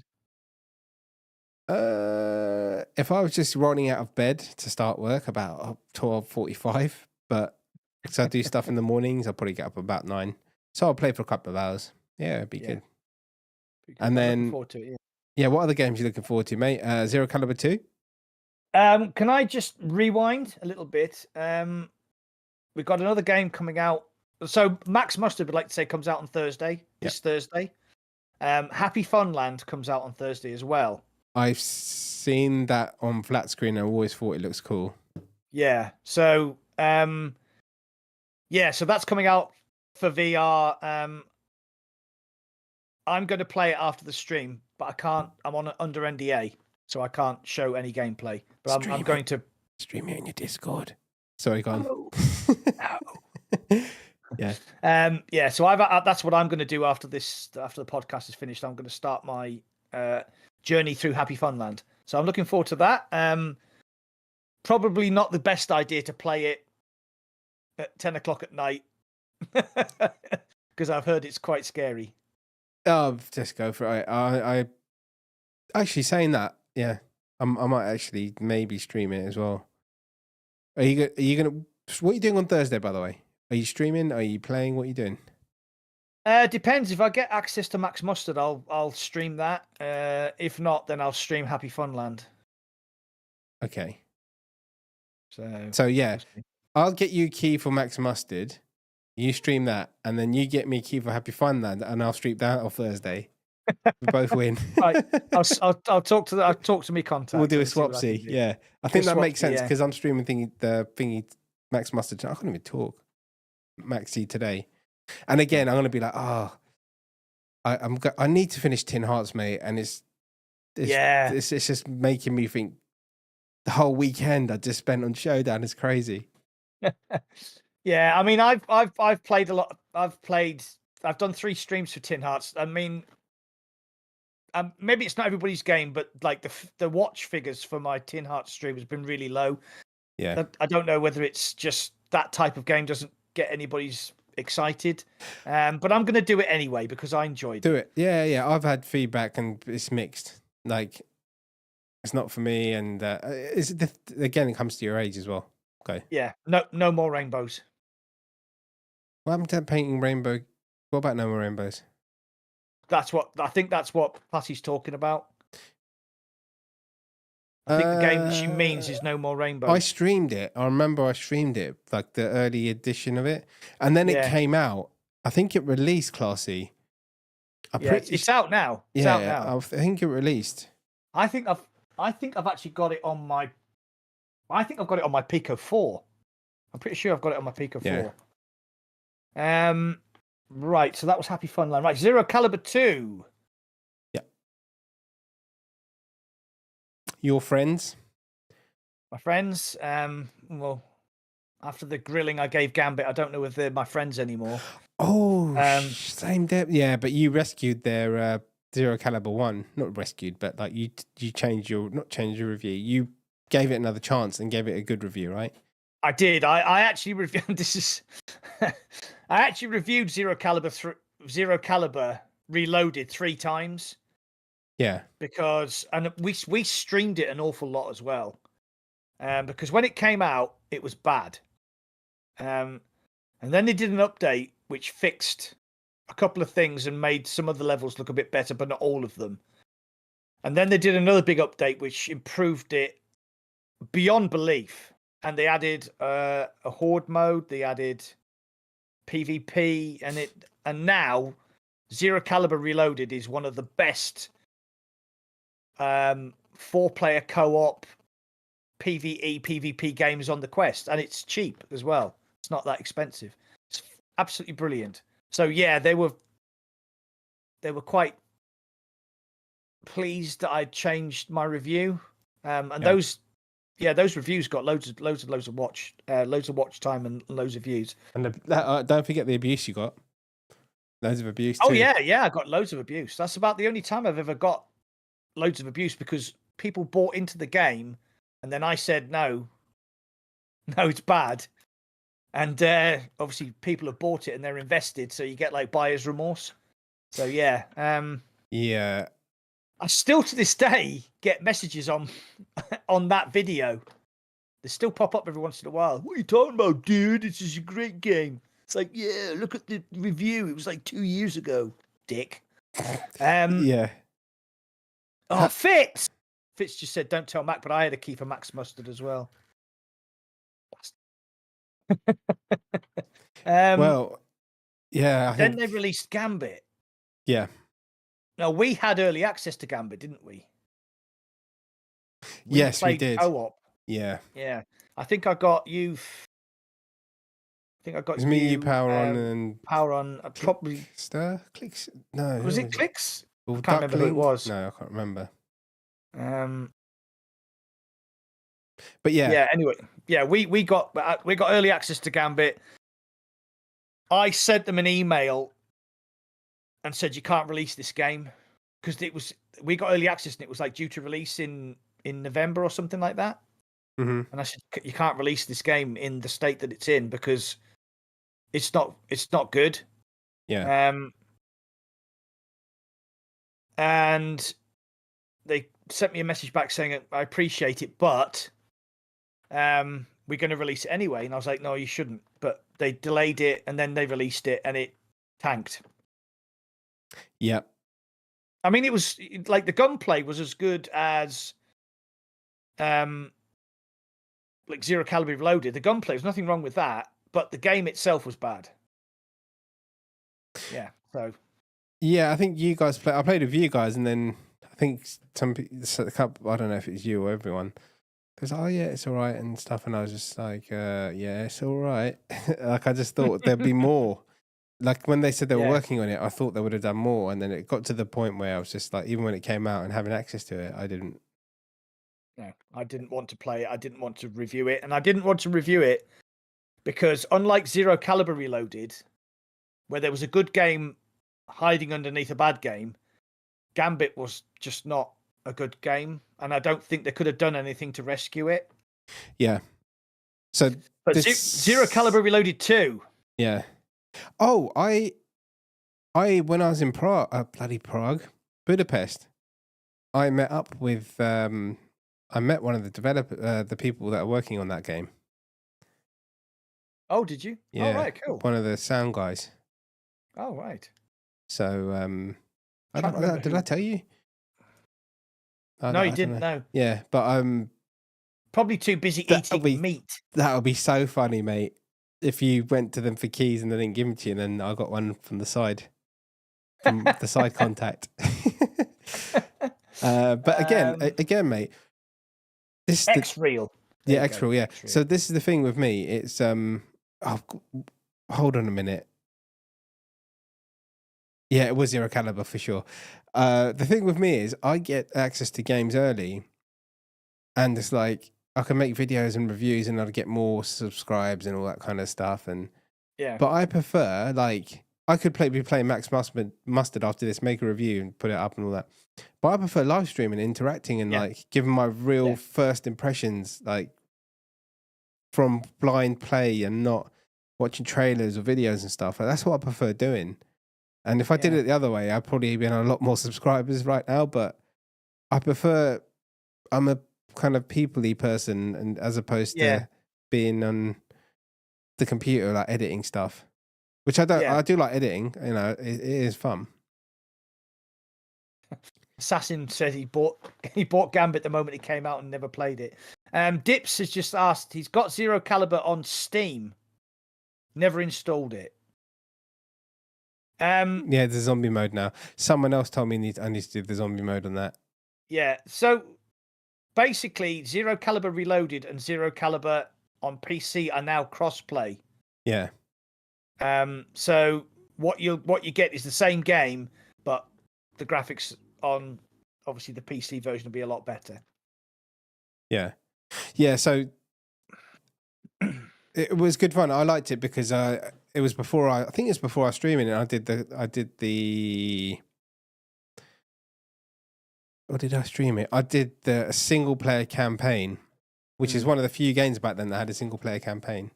Yeah. And so yeah, I don't know if I got access before, like, because I know you know them, and if you got a key or whatever, it would be fun to play it, but I like just streaming games kind of blind. Yeah. But for you it's different, right? Because you get to play a game. You like to play the game beforehand and do a review, right? Yeah, I do. Yeah. But then all of my game reviews tank. Everyone's fucking game reviews tank, mate, unless you get really first access to it, like an exclusive meta game, and it comes out, and it's like comes out when the embargo drops. Yeah. It's very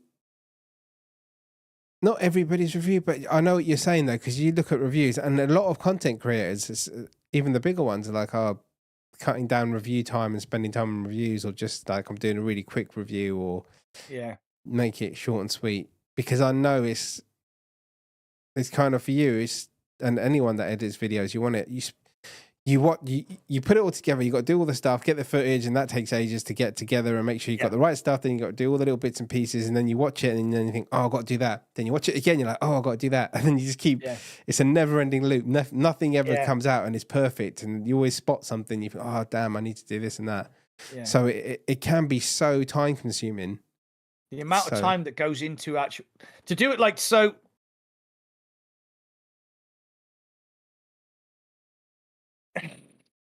How can I do this and be diplomatic? There are creators out there who play a game for an hour, then bang a review out. Mm-hmm. And I won't do that, because anybody can make the first hour of a game good.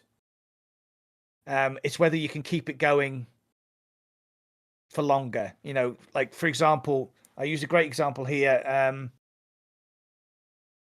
Say Moss Book 2. Brilliant from the moment it starts to the moment it ends. Consistent, absolutely excellent. You know, builds to a peak when you fight the final boss. Felt dead emotional. It was really good. There was another game. Oh God, it's actually gone out of my head. And when I played it, I thought, like, got to the first hour and I thought, this is amazing. This is amazing. And then it just became this dreary, samey tosh for like the next hour. And I played it for like 3 hours. And I just thought, they've really concentrated on getting the first hour right. And then they've just fucking churning out this absolute garbage. It's called Under the Something. I can't remember what it was called. Anyway, another creator who is a big creator. He's an American guy, and he's got hundreds of thousands of subscribers. And he said that this game was the best thing since sliced bread, and it fucking wasn't. And that's when I lost faith in him. Sorry, Col. I will get back to your question in a second. Col the Count Tangent. And that's when I lost faith in him. And I just thought, I don't trust him anymore. But then reviews are subjective. Like you might think something's a pile of shit, and then someone might think it's great. But if it is a kind of overall pile of shit and everyone agrees, looks like a duck, sounds like a duck, it's probably a duck. Yeah. So my point is that, like, to do a proper review, I will play the game and I will play it for a good amount of time. If I can't complete it. So like Asgard's Wrath, I would do a review of Asgard's Wrath. I wouldn't be able to play all the way through it because that's like 60 hours of your time. And by the time he did the review, nobody would give a damn anymore because they've all stopped playing it. But a good amount of time, you know, and then after that, you've got all the footage that you need to go through and edit down. And then you need to do your impressions, gameplay, controls, blah, and you've got to write. I mean, I have to script. I can't do, I can't do ad libs. And it playing the game and then scripting and editing, a proper review will take me 20 hours. And that's a large amount of time. And I can guarantee I wouldn't get more than 1,000 views. Yeah. It's not going to make me any money. And like you said, I'd rather just live stream it on the day it releases. Do you remember the good old days when we used to play Population 1 and I had to kind of force you to start live streaming? Do you remember? And you're like, nah. Yes, I do. I've never live streamed. That's not for me. Do you remember that? I remember those days. I do, yeah. I do, yeah. Oh my God. And then now you love it. Homekiller's nailed it. Yeah, he says, I know who you're talking about. He thinks everything is amazing, which is why I don't watch his videos anymore. There is another reason, but we won't go into it because that will definitely give the game away. So I want to go back to Col the Count Tangent's question. He's asked it on both of our chats, and he said, have you tried Le Mans Ultimate in VR mode? Yes, I have.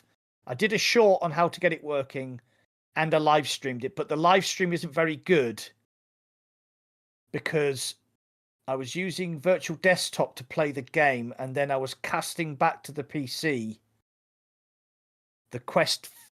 what the Quest 3 was seeing, and the frame rate was about 10 frames per second. So the live stream isn't very good. The game works in VR. It's okay. I'm going to wait for the official VR mod. Yeah. Because it's too much of a fanny on. It's just too much of a fanny on. And it kept crashing as well. But yeah, there you go. It does work. I've done a short on my channel. Shows you how to do it. Yeah. Okay. We have done kind of upcoming games that we're looking forward to. Oh, we missed one, Zombie Army. We haven't. No, Zombie Army. We've missed... Zombie Army. I'm looking forward to that. So, Zombie Army has been done by Rebellion, who did Sniper Elite and Sniper Elite Winter Warrior. It's less nice-looking, short cousin that nobody likes to talk to. Yeah. But this looks like a proper port of... So, if anybody doesn't know, Sniper Elite came out and there was a zombie mode in it. And it was so good that they actually started making that as a separate game, Zombie Army. I think they're up to Zombie Army 4 now. Yeah, the trilogy, then there's 4, yeah. Yeah. So, yeah, we'll jump in and play that. Yeah, so this is a proper Zombie Army game in VR by the guys who did Sniper Elite. So the weapons are going to work. It looks really good. It looks like a Zombie Army game in virtual reality. So I'm quite excited about that. There isn't a release date yet. It's coming out on PSVR 2 and PC, as far as I'm aware. I'm guessing there'll be a Quest version because that'll be the biggest seller. What of the? Yeah. Zombie Army? Yeah. Yeah, it's on Quest. Yeah. 100% it's not going to be in Quest. Oh, okay. That's fine. What else? I mean, if you're into if you're into those kind of games, Tropico, like a kind of Sim City kind of game. Yeah. Do you know what? I used to love Sim City when I was a lot younger, and I used to play it all the time, and I haven't played it for like decades. So this might be something that gets me back into that kind of game. But the thing is that there's already 2 really good city builders in VR. There's like Little Cities, and the other one that I can't remember. Little Cities and Big Cities, let's call it. Yeah. But Little Cities has just come out on PSVR 2, and apparently it is the definite version. There's one other game I'd like to talk about, which is a remaster of a game that's only a year old, which I think is a bit odd, and it's Wanderer. What's it bloody called? Oh, all right, okay, that's fine. Okay. The game that I have already played and I'm under NDA is actually on this list. Mm-hmm. There it is. Wanderer, Fragments of Time, Fragments of Fate. So that's going to be available on PC VR and PSVR 2. I'm not sure about. Oh yeah, it is, and MetaQuest. Yeah, it's on Quest. That's a remaster of a game that I know Shuey from Power on VR absolutely loved. He said, but it had a few problems. I started it. I did a stream. People enjoyed it, and I think I did 2 streams. So at this point, if I was going to play it again, I'd have to start again because I would have forgotten where I put all the bits and pieces. So, or even what the hell's going on. But it is a great looking game for sure, and it's really good fun. I like the puzzles. So, Simon V says, "Did I miss the details on Zero Caliber 2?" It's coming spring 2024. That's all we know. It's a sequel to a really good game, 4-player co-op, coming out for Quest 3, Quest 2, Quest Pro, Quest 3, probably on PC as well. Not sure about PSVR 2. And Metro Awakening. I know we've already talked about it, but I'm so excited for that. Yeah, I'm just like, have no feelings. I'm dead inside because I don't trust that fucking trailer as far as I can fucking throw it, mate. So Really? Yeah, I mean, I know who's making it, and it's like, I don't get excited for stuff because you get fucking been burnt so many times. I know the guys obviously who made After the Fall and all that kind of stuff are making it. Yeah. I played Arizona Sunshine 2. I didn't finish it. I did one stream and I thought more of the same. Nothing really amazing. So I'd never pick the game up again. I know Oh you no, say it's all about I really enjoyed Arizona Sunshine too. I thought yeah. it was great. It was just playing it safe and more of the same. Like they added stuff to it and that, but I get it because obviously stick to the formula because that's what did really well. This is the thing with the bigger games. All of the studios are like trying to play it safe. That's why the indie games I enjoy more because they take risks and just go fuck it. This is for love, not for money. Yeah. So yeah. Right. Okay. So I think we've talked about. yeah, that's pretty much the main games that are coming out. Obviously, Five Nights at Freddy's 2, which is I don't know when, and I never played the first one. Everyone says I should play it. Yeah. Taskmaster VR. I'm not a fan of the TV program. I don't even know what the TV program is, so I'm sure. Yeah. So oh yeah, Starship Home. Starship Home. That looks interesting because it's the first augmented reality only title to release on the Quest 3. So basically, the idea is that you're on a starship and you're trying to save these alien plants. So you have to travel from place to place and you have to look after the plants. But it's all in augmented reality in the room you're in. So all the starship controls are in augmented reality. The plants that you're trying to save are all placed around on your shelf, on your desk, on the floor. So yeah, that looks interesting. I'm quite intrigued by that. yeah, I think sorry, Class is asking is Rotten Apple on Quest. I'd like to show. No, it's not on Quest. Quest couldn't handle the amount of zombies and all the craziness that's going on. It is on Steam, Rotten Apple. Oh, Mac, yeah, we need to sort out a date for the Plush Rush thing as well, man. Oh right, yeah. Well, we'll talk about it tomorrow while you'll get me my Max Mustard key. Yeah.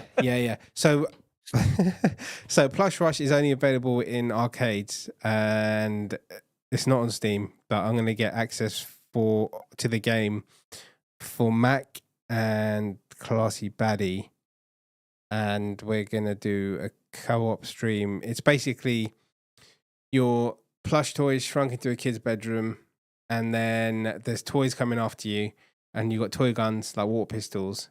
You've got bow and arrow, you've got like a Nerf gun, you've got bubblegum gun, and all this crazy stuff's going on, like little toy soldiers coming after you, and tanks and camels and flying saucers, and it's just crazy. So I think that'll be, because me and you would be the only people, apart from obviously the studio, that would have content on that game. So okay, just a good insight. But you can only play it in arcades, though, can't you?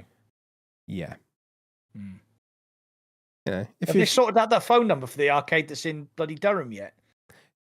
Mate, nah, they don't give a shit. They just don't give a shit. They haven't got a phone. Do you think, are they wondering why people aren't coming and ringing them and coming through the door then? I think it must be like it must be a front for like laundering money or something. They just don't care. Yeah. Nice to know you're working for Pablo Escobar, isn't it? Yeah. But yeah, I think next time I come down, we'll definitely go there. If not, if you don't go there between now and then, because I need to go check out some more VR arcade games as well. Okay. Yeah, definitely. I'll they called them the Durham Dumpers. Durham Bumpers. What? I've lost what's going on. This is what happens, Mac, when you don't drink alcohol during the stream. Yeah. Yeah. Well, that won't happen again. Yeah, just start drinking, mate. Vicar quote. Sorry, Mac. Oh, right. Okay. Yeah, so we definitely will sort that out with Classy as well. We'll get it all arranged. The other thing, yeah. Sorry, I was interrupting you there. No, go for it. So what have you got coming up on the channel then, apart from the Max Mustard live stream? Good question. Max Mustard. And Happy Funland? oh yeah, I'm going to be streaming Happy Funland on Thursday, and Mac will be streaming Max Mustard. Yes, yeah, I might. Yeah, good point, Max. Happy Funland. On the weekend, I'm busy the weekend. Maybe Sunday, maybe Friday. I mean, if Contractors was out, if they said, yeah, we're open again for the weekend, I would just play Contractors. I wouldn't ditch my niece's birthday weekend, but birthday Saturday thing, but everything else will go down the pan. Yeah. Now, come on, admit it, you would, wouldn't you? Okay, yeah. Why not? I'll just take my headset there. Yeah. Apart from that, there's a few games like next week, but I don't want to say because I haven't got access yet. But I probably will do a couple of games next week. Yeah, so I try and get Thursday streams in as a kind of staple, even though recently I've been so busy and I've been away and it's just like I haven't done a lot of content. And playing Contractors just kind of for 30 hours over a weekend. Yeah, it's just kind of reinvigorated me a bit. I'm like, oh shit, man, I need to get back on the streaming more. What about you? What you got planned? Obviously, Max Mustard. Yeah, I'll do Max Mustard on Thursday if I get access. If not, then I'll do Happy Funland. Tomorrow I'm going to finish Tin Hearts because I don't like. Nobody's watched it. Nobody watched the streams, but I enjoy it. So bollocks.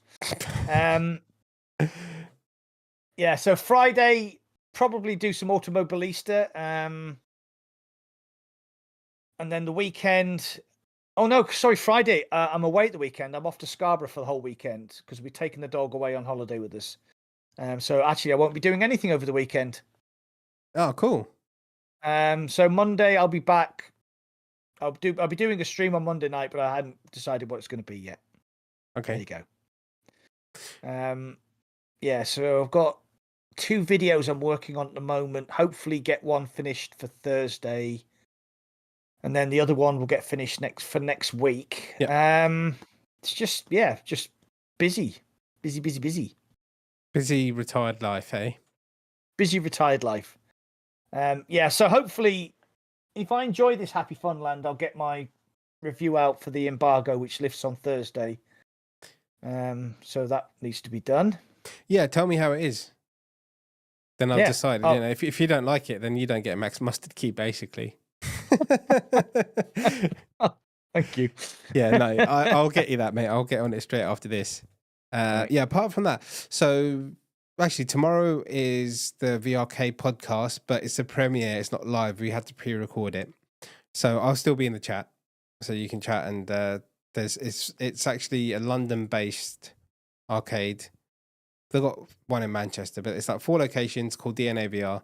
It's just pretty cool. I'd like to go there myself actually and check it out. So that's going to be on tomorrow. Yes, and then maybe Happy Fun on Thursday. Weekend, who knows? Hopefully they'll open the Contractors Showdown beta and I'll be all jealous. You just go back home, mate. Don't worry about it. Stick it on. I might take my Quest with me. You going to the beach, are you? Bye. Yeah. Do you know what? That's a good point. Yeah, you can play in the Quest, can't you? Damn. Yeah. Is there anything else we're going to cover today, sir? I think we've actually crossed off everything on the list. Right, let's do this for a change. Let's does anybody, so let's just say 5 minutes left. Does anyone have any questions they have for myself or Mac in VR? While he smokes his cool cigar. Do a little spin again. You just did a little spin and you threw it. Well, love hearts. Lovely. sad wanker.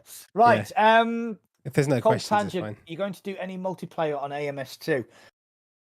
I keep saying that I'm going to do like a sort of like a friends only multiplayer because on AMS2 you can fill the grid with AI. So yes, Let's say we'll do it next week. I'll have a look at the Discord. I'll see what times people can play, and we'll do some multiplayer on AMS2. Because I'm pretty sure that Fitz has got it. I'm pretty sure that Tassos has got it. I'm pretty sure. No, Shui hasn't got it. Yeah. So there you go.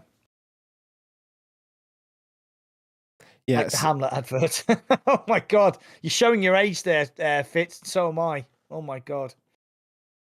So this is actually a good point. I've been saying for ages that I'm going to do a community stream. Cole, good point, Cole. You pick a game and we'll sort it out, okay? I really do need to do a stream with you guys because it's been so long since I've played with anyone like who watches, apart from you, Mac, which is even... Yeah. Well, we played this weekend. I haven't played with you for ages since we before then. No, we haven't played for ages. Because there's always something new coming out, and there's not a lot of multiplayer stuff. So, all right. So Cole, I'll leave that with you. You're on my Discord. You arrange it, and I'll show up. Yeah, chat. Find the sausage is a good one. You can tell how much love and care went into Tin Hearts. Get great team of devs. Meta EGX. Yeah. Yeah, actually EGX there was 4 VR developers there, and the Tin Hearts guys were one of them. So yeah, I don't know. Right, so Assassin's Fanatec setup arrives on Thursday, so he's very excited about that. Very excited. Which one is it? The DD7, whatever the hell it's called. Yeah, it's the GTDD Pro, and Fitz has recovered from his little accident. Oh yeah, Fitz fell over or something. So yeah, he fell over and split his head open, and he can't play VR because he's got a big gash on his head, and not in a good way. Yeah, I think he was like playing VR and watching Pornhub on his phone at the same time while he was mopping the floor and he slipped. Oh dear. Yeah, we need to get or maybe a game of Walkabout Mini Golf or some Among Us VR. Oh, Among Us is always a good laugh. Dips is saying Squadron, Star Wars. I think that is Cole's up for it as well.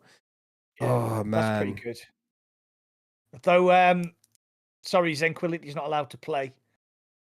He sold his headset. No. Yeah, he blames me. This is what I was saying yesterday in the stream. He blames me because he says I banned him from Among Us, so he sold his headset. Yeah. Right. And then now he's asking me to give him one of my headsets for when Contractors comes out. Oh, okay. I mean, then and then 1 minute he's saying you're a piece of shit, and the next minute he's gifting memberships to people in the next sentence on my channel. Oh, you got a fractured skull as well, you muppet. Oh, fuck me. Well, I'll tell you what, Fitz, tighten that headset up on the Bobo strap. It'll keep your skull together. Yeah, keep your skull together. Be like that guy from the anime who had to put the cage on his head to stop it from exploding. Sounds like one of my pornos. On that note, I think we should end the stream. We should end the stream, yeah. Well, we'll stay in chat for a couple of minutes after the stream's ended. And then keep an eye on my Discord and Indie's Discord, and we'll try and get a community game together. Walkabout Mini Golf's always a good one. Yeah, it's just going to get rowdy. Is it 8 players, right? I think so, 16? Yeah. And you don't need to have... Only one person needs to have the DLCs. Yeah. But the people who are playing don't find the balls and all that sort of stuff. Yeah. Nice. Okay. Cheers, everyone, for watching. We'll be back in 2 weeks. And don't forget to check out Mac's streams that are upcoming and his videos, and just everyone's already subscribed. But if you're not, then consider just doing that, Have a quick look. See if it's gone up. Oh, God. This happens every time Mac goes up another 1,000. He puts me through this. I'm at 997 subs and he keeps sending me pictures. Go up. The best is when you hit 15K, and then it was like, it was the giveaway of ProTube, and then it just dropped down the next day by like 100 or something like that. Yeah. I was the only person to celebrate hitting 15K twice in 3 days. Yeah, so what happens is, I don't know why it happens, but on YouTube, you seem to get like to a milestone, and then you quickly get to the next milestone, and then it takes you a week to actually get to the milestone. Do you see what I mean? It like gets there really quickly, and then it just drops off for some reason. Fist of the North Star. That's it. Called account. Do you think? It's Jaggy. Do you think that when you're getting close to a milestone, YouTube pushes your content more to keep you fucking kind of going? To keep you thinking, oh, I'm doing well, and like, do you know what? These guys need up 50 more subs to hit 1,000. Let's push their content a bit more so they can hit that milestone. Do you think that's? I don't really know. I've got no idea how the algorithm works. I mean, like Shuey did a video the other day, and I watched it, and I was like, that's a good video, that, and it's done like 250 views, and you think all the time and effort he put into that video, and it and it should have. The thumbnail was good, the presentation was good, and he's done 250 views. And you think, and that has happened to me as well. And you think, you pour your heart and soul into a video, and it just like tanks, and you're like, for fuck's sake. Yeah. The I can't remember which one it was. It was one of my automobile. Oh, I used Automobilista. Oh, it was the battery head strap video. So I had like 6 battery head straps, and I played Automobilista 2 for 3 hours wearing each head strap. Yeah, I remember. Yeah. So that's like 3, 6, 9, 12, 15 hours of Automobilista 2 footage and testing and compiling the video and writing the script, doing the edit and all that sort of stuff. And it tanked. It's like, that took me a week to make that, and it tanked. And you think, oh, I don't understand. Yeah, I'm a live stream wanker. But I might bring out a couple of Contractors videos because there was some good content there. Right, let's go. It's funny as well. Right, we'll stay in chat for a couple of minutes. Yeah, because I've got to set my stream up for the quest in an hour. So I'll see you guys in an hour if you want to watch Max Mustard. And ask me any questions about it. I'm open. Excellent, everyone. We will sort out community night. That's down to Call the Count Tangent. I'm going to make him a moderator, and he's in charge of everything. He's in charge of organising. Yeah, and 2 sugars, please, Cole. And Mac likes it black. Let's go. Yeah. Cheers, guys. Yeah, see you later. Cheers, guys. Bye. See you later.